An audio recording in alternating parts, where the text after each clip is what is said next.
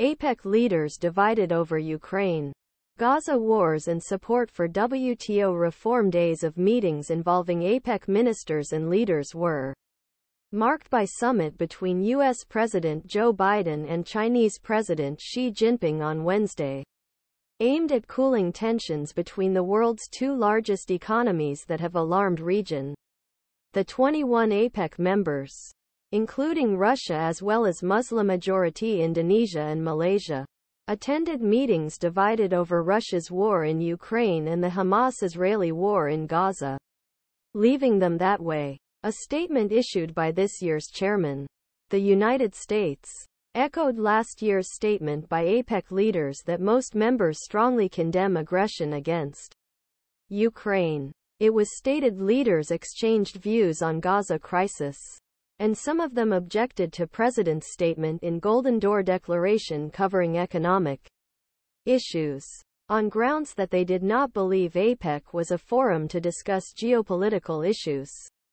Police stand in empty westbound lanes as they respond to protesters blocking lanes on the Bay Bridge during APEC summit in San Francisco, California. On Thursday, in President's statement, it was stated that some APEC leaders shared the common messages of joint Arab-Islamic summit held in Riyadh on November 11.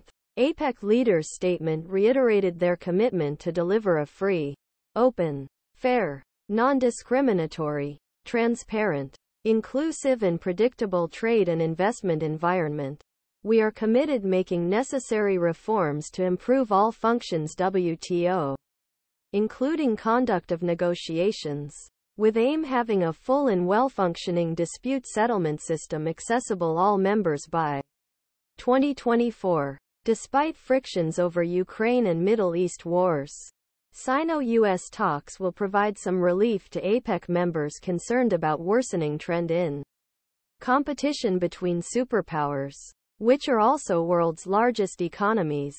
Chinese President Xi Jinping waves as he walks with U.S. President Joe Biden Filoli grounds on the sidelines of APEC summit in California Wednesday.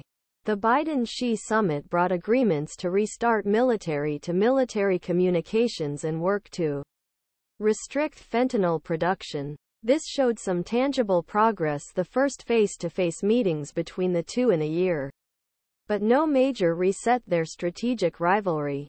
Addressing other APEC leaders on Friday, Biden urged them to work together to ensure artificial intelligence brings change for the better, rather than exploiting workers or limiting potential. Biden used APEC summit highlight the strong U.S. economy and its ties with other Pacific countries.